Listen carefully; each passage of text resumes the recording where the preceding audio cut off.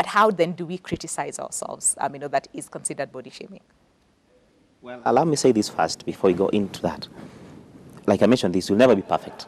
No, absolutely not. Yeah. Everybody will always have a flaw. Like say, okay, but now you've asked of it, us talking to ourselves. Body shaming comes in different forms. Like I mentioned to you, one is when I talk like to Annabelle. So that's to her. Then to myself, I'm always telling, I'm not so perfect compared to this person. My hair is not so good like this person's hair. You get it? That is still, I'm really demeaning myself. And now you realize as that goes on, it begins to even affect my esteem and all that. Because when you do it more and more, it affects your life, your mindset, and things like that. Well, just back to what you had said, the different forms. One is like now myself to other people. So. But you see, and sticking with that aspect of criticizing ourselves, you see, most of the time we don't see it as body shaming, We subconsciously we don't see it as we're body shaming ourselves. I think we see it as I wish I could change. And now you see that I wish I could be like so and so. You forget that I cannot be like her. Okay. You get it? And when I don't become like that person, it will affect my whole lifestyle. I'll begin now to live a fake me. Like people always say that everyone is taken. That person is taken. They are themselves. Now it's you who want to be like them. And now you see you are losing your identity. Your mindset is on a very wrong lane. And things like that. So it's bad. It's good just to compare, to just know that, okay, this is how it is. I can be this much. Yeah. But the way you are, yeah, you are beautiful. That's why you'll see some people saying, this is the hair, like now for you ladies, this is the hair that will make you look so beautiful. And you see a lady will forget that the hair that I have, like now I'm seeing the two of you, one has a short hair, you have something different. And now you see you want to be like her, or she'll want to be like you. You know, that is still internal. So think like when she does such like you, as she'll be more beautiful.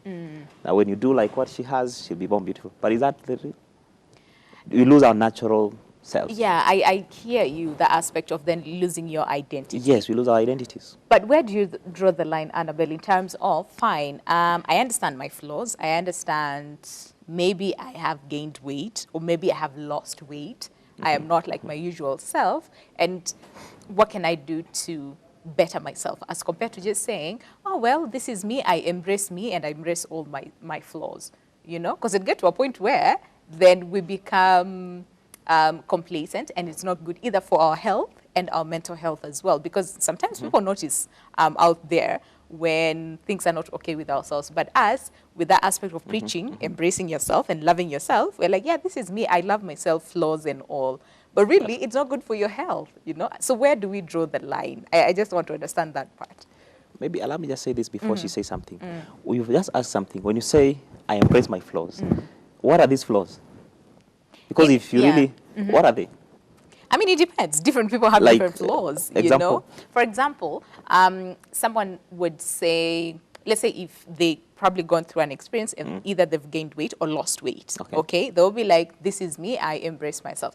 Or for instance, someone is not doing well, I would say financially, okay? They'll say, oh, this is me, I embrace myself, all those things.